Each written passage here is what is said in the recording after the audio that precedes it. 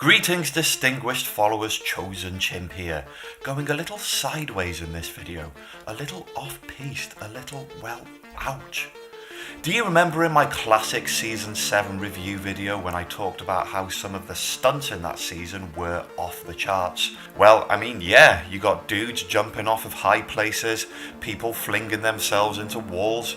You want to see people rolling down a hill, then this is the season for you. And crazy Doctor Who stunts weren't exactly exclusive to Season 7. Season 8 alone also has its share of high adrenaline bumps. The whole gunfight in Terror of the Autons is rife with them. And you get that scene in The Claws of Axos where one of the characters pretty much somersaults out of shot and away from an explosion. And in choosing such examples, I'm only talking tip of the iceberg. I remember doing some research for a video I made on the Black Orchid and finding out that one of the stuntmen in that story, a one Gareth Milne, dived off the top of a mansion, nearly missed the soft landing and both his legs hit the ground. Fortunately, no serious injury. Stunts in classic Doctor Who were often mad, shocking to look at, and performed by some of the ballsiest veterans of the stunt industry. But there was one stunt in particular that caught my attention, and that is one performed in the final episode of The Ambassadors of Death. After seeing this, I just needed to find out more. Who was this guy that performed this stunt, and how did he pull it off without seriously injuring himself? What I discovered was positively shocking. So the Doctor and Liz are held prisoner in a bunker with Regan, a guard, and 3 nuclear aliens in spacesuits. Just another day at the office. Units storm the gates. Regan sends his guard up to the top of the staircase to face them. Brigadier opens the door just as the guard reaches the top of the staircase. The guard is shot point blank and up close, a shot that even Brigadier can't miss. The guard, or should I say the stuntman, stumbles back, falls backwards down the stairs, and then does a backward roll over his head on the hard staircase. Look, I just want to say at this point that I think all Doctor Who stunts are impressive, but there's usually a more obvious suggestion of safety involved in them. And that's not to diminish the bravery of people who jump off of high places, because I can't even stand on top of my bin without getting vertigo. But you can tell that there's obviously some kind of crash mat or soft landing just outside of shot. And when it involves an actor landing on their back, then that's kind of more to do with being trained to take a break fall or to take a bump. Perhaps it's because of my love of professional wrestling that raised alarm bells for this particular stunt. I've seen, read and heard of way too many horror stories about people landing on their heads or necks at awkward angles and the devastating effects that that can have. This looks something that is probably too dangerous to be performed in today's Doctor Who, which of course is a good thing because we don't want people getting hurt. This obviously is supposed to look haphazardly. It looks haphazardly. Either something went wrong or this guy really knew what he was doing. So who is he? Time to dig deep. And yeah, when I say dig deep, I mean visit WikiFandom. But as in previous instances, WikiFandom could only tell me some of the story. At first glance, I thought it was this guy, Roy Scammell, something of a bona fide legend of the stunt industry who is credited for numerous stunts in The Ambassadors of Death, including doubling up for Caroline John. I'm guessing for this cliffhanger scene where Liz is seen dangling off of a bridge over a river. He also played a scientist in The Ambassadors of Death and was in Inferno. But it didn't quite match up. But then there was this. In the uncredited cast list, a credit for a certain Double for Heavy, which was played by a Mr. Alf Joint. Turns out Alf Joint was also in Colony in Space, and he arranged the stunts in Battlefield. Who could forget the fight scenes in that one? But for those who don't know, Alf Joint's career as a stuntman extended far and wide, and in no place more prominent than in cinema. He is credited for stunts in Star Wars, Superman, and according to fandom, also doubling up as Sean Connery in Goldfinger. But at the time of recording this fandom entry isn't entirely on the pulse, because he had a more significant and iconic role in Goldfinger. as the Mexican thug Capungo. That's right, folks. Alf Joint is the guy at the start of the film who Sean Connery electrocutes in the bath. He's the positively shocking guy. Could this really be the same guy that falls down the stairs in Ambassadors of Death? Well, yeah, it is. At the time of recording this, there's no real high-quality footage of this episode, and this is the most credible freeze frame that I could get of him. He literally appears for this one singular shot, which to me makes perfect sense, because he's a stuntman here to do a stunt, he's not an actor. The guy watching over the Doctor and Liz in the previous scene is a completely different dude.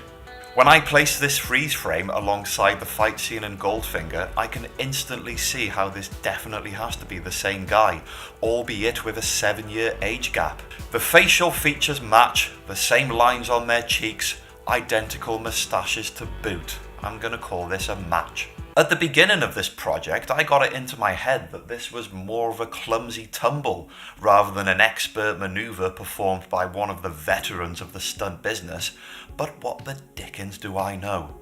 I figured it was time to get some outside help.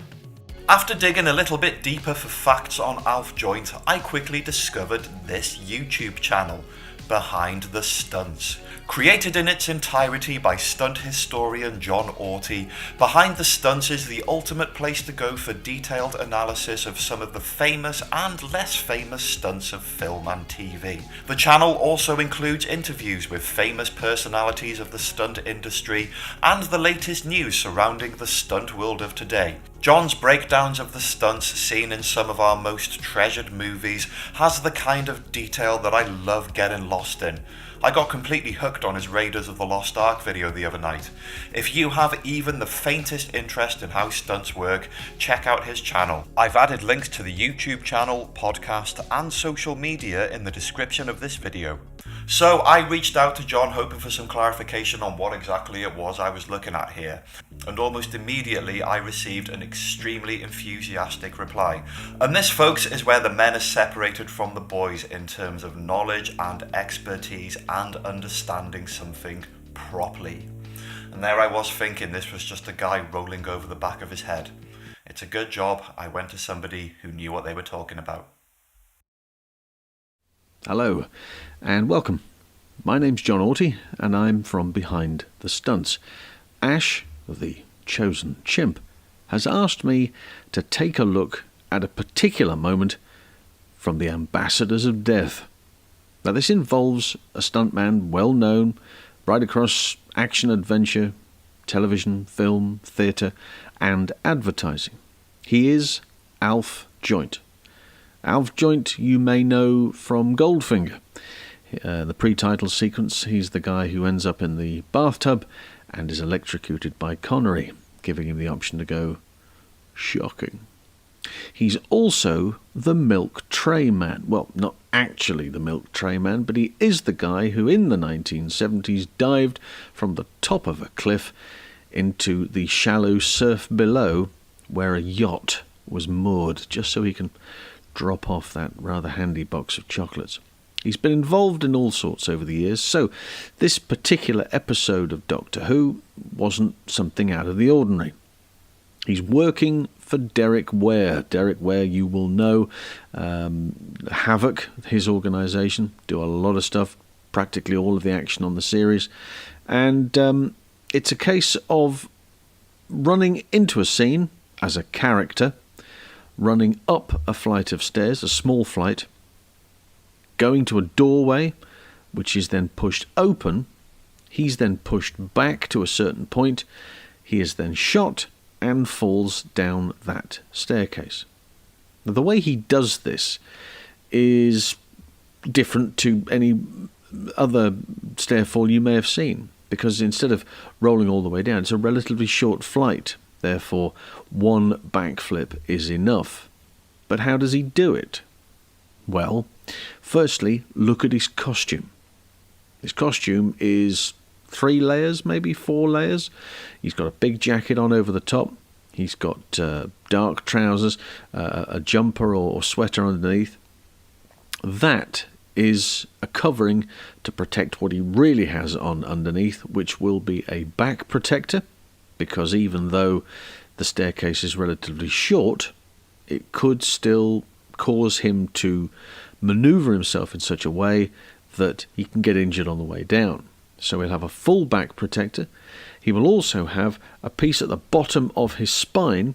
Often you'll find them in motorcycle leathers, racing leathers, which will just cup the underside of his coccyx, the little bone that we had when we were apes that we don't need anymore because we used to have a tail, right? Well, it's still incredibly painful if you give it a twang on anything, and this particular piece of equipment will hopefully be able to cushion that should he go down. He'll also have elbows on and probably knees as well. Now that's standard. Couldn't really afford to get away with anything else. All of the other characters in the show, they're soldiers, or there are some alien life forms which are helmeted. But apart from that, that's his job. So, the stair fall, the easiest way to understand it is that you have to get from the top to the bottom as quickly as possible. Backwards is simpler. If you go forwards, you can see what's coming and you might roll to try and avoid what's coming. If you're better on one side than the other. Stunt people have a natural bias and they try and eliminate that during the course of their careers, but you are better with maybe one side of your body than the other. If you go backwards, well, you've taken all the precautions you possibly can and you're just going to arrive at the bottom much faster than you'd anticipated. So, this particular gag, which is what they call them, means that the staircase is quite tight and the wall at the top of the staircase is quite tight. It's maybe, I would say, 10 steps in total, maybe. So he gets to the top, he gets to the doorway. When he gets to the doorway, that doorway is pushed open. It causes him to fall back, and he just starts to turn. Now, in that slight moment, he will be able to spot where the middle of that staircase is, so that he knows when he does get to his final position before he goes down the steps, he's absolutely smack bang in the middle. There's no point going one way or the other. He doesn't want to hit that wall one side, and he doesn't really want to hit the banister the other side. So he wants to be right down the middle. Note when he gets to the top of the stairs, when he is shot, he crouches down onto his hunkers, right the way down, feet flat on the floor, and he's right at the very top of that step.